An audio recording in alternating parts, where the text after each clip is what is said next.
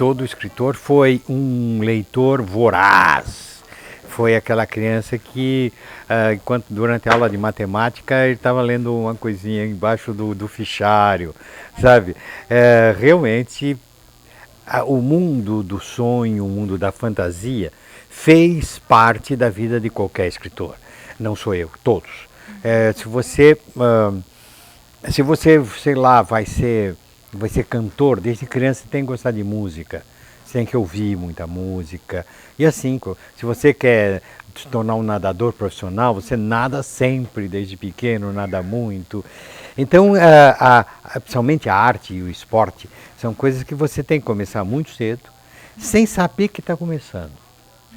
Sabe, eu nunca li para estudar. Não, estudar não é importante, o importante é ler. Entendeu? Eu lia porque me diverti, para me divertir. Eu estudei na década de fim de 40, 50, então imagina, não havia nada, só havia rádio, não havia televisão, não havia... O cinema era só no domingo, uma sessãozinha da tarde, não é? Então a nossa diversão era ler gibi, muito gibi. Hoje o gibi não está na moda. A criançada não gosta muito de ler gibi mais, não sei porquê. Mas, e o cinema. O cinema, inclusive, ajudava muito a gente a fixar a alfabetização. Porque só havia filmes estrangeiros, todos legendados. Então, ou você aprendia a ler e ler depressa, ou não dá para assistir cinema. Até os desenhos animados eram legendados. Hoje não, hoje tudo é dublado, você não precisa. Então, todo mundo treinava muito a leitura no gibi e no cinema. Treinava a leitura para se divertir. Eu fui um menino muito sozinho porque eu tinha 2 irmãos muito mais velhos que eu. Eu era o último, meu pai morreu, eu estava na barriga da minha mãe ainda. Então, chegar da escola era ficar sozinho. Sozinho com o quê? Sozinho comigo mesmo. E com os meus sonhos, com meus pensamentos e com os meus autores. Então, o meu tempo era preenchido lendo qualquer coisa que aparecesse pela frente. Não pensava jamais em que aquilo ia me tornar inteligente, que eu ia ser escritor. Nunca pensei nisso. Era a minha diversão. Não dá nem para jogar bola sozinho. Jogar bola como, né? Eu jogava botão sozinho. Sabe o futebol de botão? Jogava eu contra eu mesmo, né? Ganhava e perdia ao mesmo tempo. Então foi assim, e todos os escritores são como eu, tenho certeza. A literatura começa a entrar na minha vida no colo da minha mãe. A minha mãe provavelmente chorando muito, porque ela tinha acabado de ficar viúva, né? Eu era o fundo do tacho dela e me contava as histórias da Branca de Neve, da Cinderela, da Chapeuzinho Vermelho. E eu adormecia ouvindo a voz dela me contar histórias. Até hoje esse som e essas histórias de fada fazem parte de mim. Foi aí que eu entrei, acho que no livro, aí eu entrei na fantasia, na imaginação. Nesse momento, na voz dessa minha mãe. E dali, eu tenho ainda um livrinho guardado, uma versão da Cigarra e da Formiga, escrita por um brasileiro chamado José Reis, um jornalista. E eu tenho ela guardada, é com a dedicatória da minha mãe para mim no meu aniversário de 5 anos. Então provavelmente ela leu aquela história para mim. Depois ao longo da vida eu continuei lendo, aliás é uma bela adaptação da Cigarra e da Formiga. Então esse é um que está marcado, mas está marcado também o Patinho Feio, da edição Melhoramentos, era um livrinho pequeno com uma capa de papelão, preto e branco, não era colorido. Do Patinho Feio, Hans Christian Andersen. Então a minha vida foi essa. Eu fui criado por Hans Christian Andersen, os irmãos Grimm, Perrault, essa gente toda. Tudo tem espaço no mundo. Nada vem para destruir. Com algumas exceções, talvez, o processador de texto destruiu as datilógrafas, talvez. Ou eu sou do tempo do jornalismo, do linotipo, destruiu o linotipo. Mas as coisas só vêm para acrescentar. Não devemos ter medo do futuro, não devemos ter medo do presente, muito menos do futuro, das novas invenções. As invenções vêm com maior velocidade do que nunca. Se você nascesse no século XVII, você nascia e morria e o mundo era igual, não mudava nada. Hoje, o meu filho tem 45 anos, o mundo mudou demais durante a vida dele.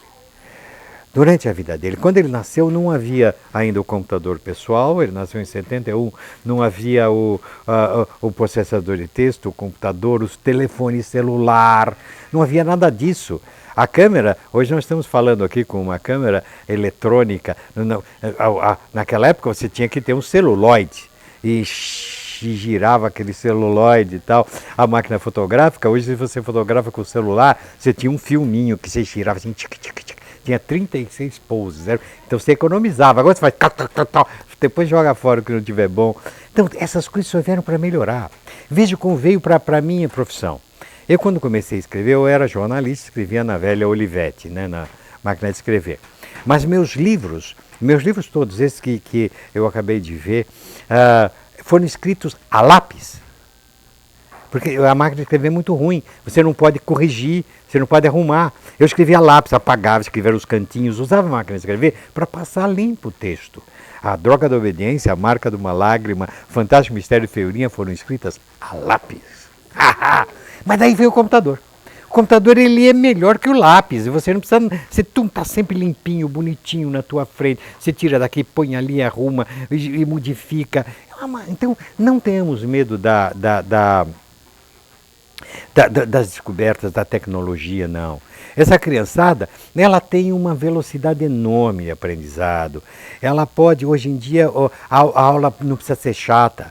O professor não precisa ficar dando um discurso para afirmar coisas. Ele tem que só dirigir a pesquisa que a criança pode estar fazendo num celular. Tá? Ele não precisa de falar em datas da história, está tudo ali. Sabe? Então, só veio para ajudar.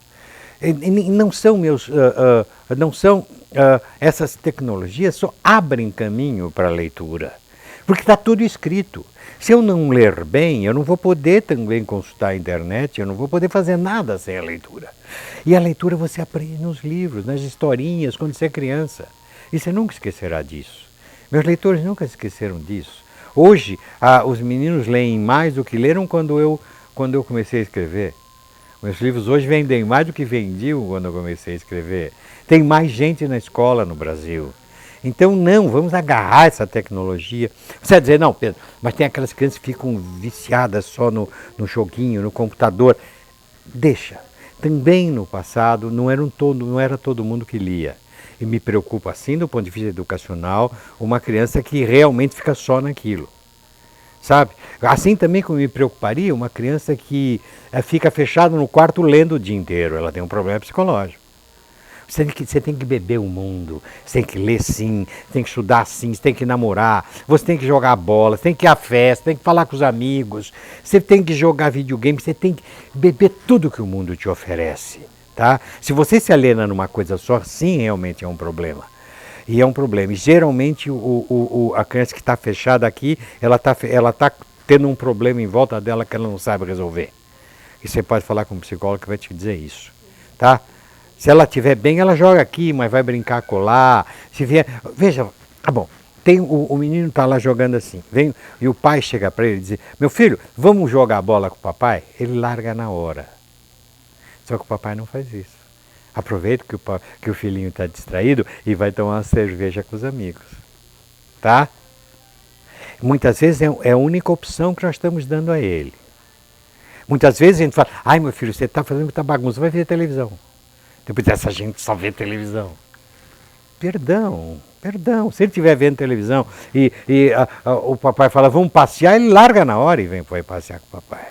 Ele quer o papai. Estou falando de uma criança ainda pequena, né? Agora, quando ele não tem alternativa, ou quando ela vê, por exemplo, os pais brigando ou discutindo, ou a coisa ele não sabe agir, ele fica jogando aquele joguinho de mata-mata aqui. Porque é uma forma de fugir daquele problema, tá?